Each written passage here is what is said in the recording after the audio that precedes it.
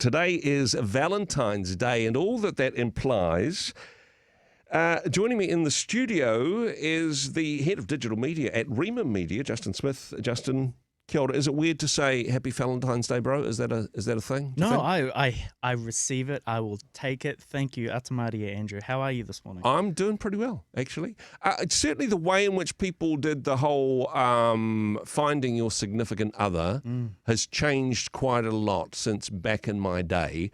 I know there'll be some people listening to this saying, I don't know how people even got married before the internet. I mean, how did people even meet? And other people would say, oh, no, look, dating apps, this is a dark and dangerous place where only bad things happen. This is hookup culture. We don't want anything to do with that. The answer, as always, somewhere in the middle, right? Yeah, exactly. Somewhere in the middle. It's always more complex than we just make out our assumptions to be. Dating apps, connection, really, right? Yep. Whether, a lot of people use them, are they looking for actual, long-term relationship, marriage, companionship, courtship? There's a whole bunch of different levels of relationship that people are searching for and so many different places in which they happen. And of course, a lot of the media narrative is all the nefarious things that come as a result of dating apps. But actually, there's been so many cases, in fact, we have one here at Rhema Media, of actually a really beautiful, fruitful, successful relationship via a dating app. So, I've seen it firsthand. They came out long after I was, married. I've been married 14 years, so...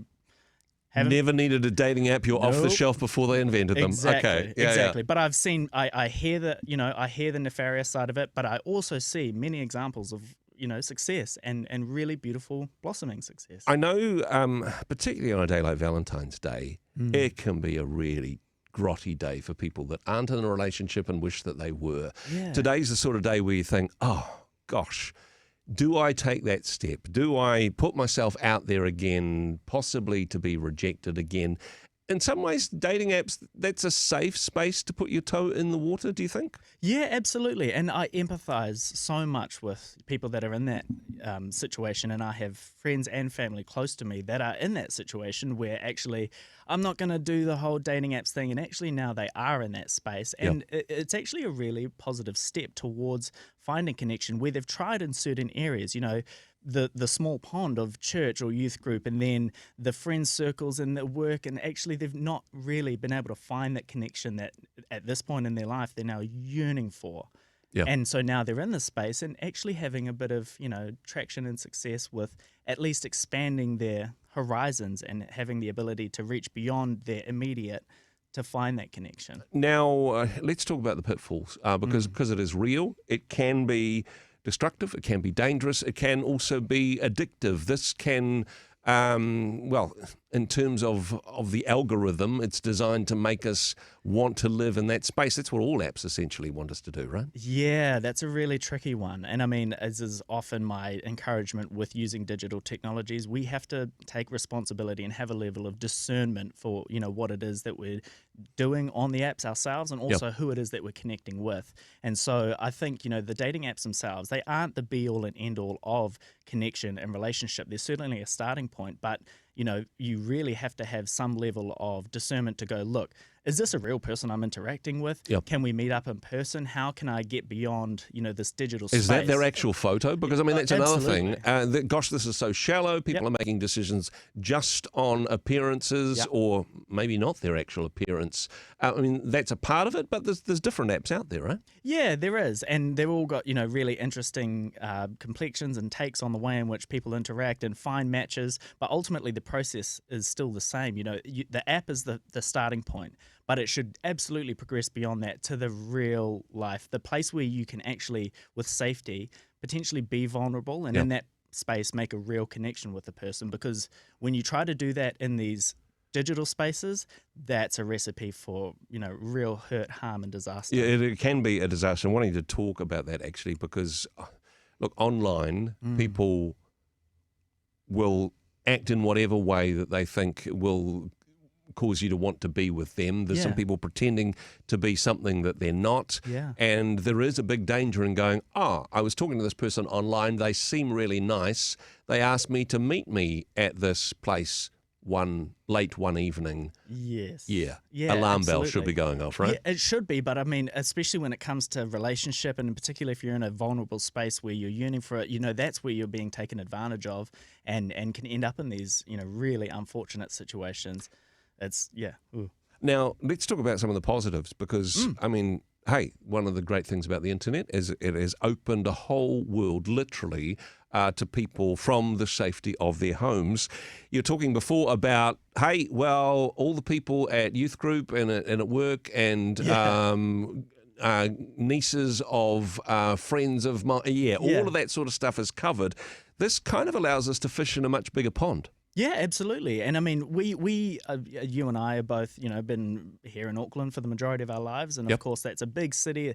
That's a big pond with which, we swim in. But of course, the motu of Aotearoa New Zealand is much wider than that. You've got small town New Zealand, and, that's a much smaller pond with which, you have to actually build connection with people. So things like the dating apps give an opportunity potentially to expand beyond that. And it's also worth pointing out that this conversation around dating apps, before the apps existed, there's long been dating forums on the website. Exactly. I mean, I actually looked it up this morning. The first e-card was sent in 1994 at MIT. That is a many year of this form of, relationship in the digital space. So it's nothing new, but the internet, the connectivity piece absolutely broadens your horizons, and not just within New Zealand, internationally potentially as well. There are some pitfalls there, of course. Yes. If Nigel from Kenya wants to meet up in Singapore, but please first could you send him the airfare, that would be a hard pass, right? Yeah, exactly. And that's the discernment piece, and that's where we really need to check ourselves and go, hey, am I just emotionally being pulled away here? And there's so many stories. In fact, Netflix series made about people who have had malicious intent and gone and used that to their advantage, con artists, and the rest. There is also some safe spaces and some filters that we can put in place. If you're looking for a relationship with somebody in your own area, most of the apps you can filter by geography. Find people in my area. Also, can you filter in other ways? Can you say, hey, I'm looking for people with these types of spiritual interests, for example? Yes, I mean, in the apps themselves, absolutely. And there's also a really, really good one, which is the people around you in real life. And of course, having prayerful consideration for the actions that you're taking in these spaces. There's so much, so many checks I think we need to take beyond what the apps offer as well to make sure that actually this is ticking all of these boxes and not to get carried away and to be able to be discerning and hopefully, enter into a space where you can connect with that person who has similar, value alignments. And it might be something as simple as the sports that you're into, as well as obviously your faith alignment and other things that are important to you, health, etc., etc. Yeah. Okay. I mean, in some ways, the app does some of the work for you, deciding whether or not you're more or less likely to be a match, but ultimately, it's a human decision. One of the biggest criticisms of apps, I suppose, is people pretending to be something that they're not, or pretending to be a better person than they actually are. But we were doing that a long time before the internet, man. Yeah, and when you were talking about that before, that facade that we put up, we still do it as people. That's the human condition, and it stems from these feelings of actually like my own self-worth or, the things that I think people think of me and therefore I'm going to pretend to be. That's not exclusive to the internet or to dating apps, but the apps and the internet themselves have just made that a lot easier and more accessible for people at a rapid pace to be able to put up some form of facade or a wall. And unfortunately, like we said before, some people take it really far to manipulate, but sometimes it can be just slightly seemingly nefarious, but as a byproduct of, oh, no, I didn't mean to give this image of myself when I put up these series of images. Yeah. But your expectation, if it's built entirely on that, you can perceive a facade that might not even exist. Yeah, totally. But hey, if you're fishing in the pond, you've got to bait the hook at the same time. Yeah. I mean, this is a fascinating discussion. And hey, in particular, wanting for people that are perhaps in that space where Valentine's Day is a bit of a lonely day, perhaps this is something to prayerfully consider, but also get some good advice from people that you know and trust in your own life in this regard. Don't let the algorithms sort your love life out without some human import. We certainly appreciate your comments on this. Justin, kia ora. Thanks for joining us today. No worries. Thank you, Andrew. Thanks for joining us on Rhema. Now, if you found value in today's content, hit that like button. And if you haven't already, consider subscribing to our channel with the subscribe button. This really helps us to continue to produce more quality content for you. And hey, if you'd like to stay updated and never miss any of our future videos, ring that notification bell as well.